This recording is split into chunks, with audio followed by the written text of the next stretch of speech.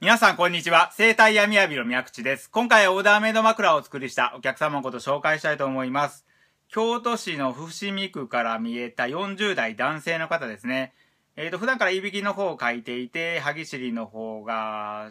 あって、ちょっと強く噛み締めすぎているようです。歯医者の方でも歯削れてるってね、言われるようです。で、日中も肩凝っていたりとか、背中が痛かったりとか、そういうのがあります。で、朝起きた時も、こういった首の痛みであるとか、腰の痛み、背中の痛み、あと疲労感とかもあります。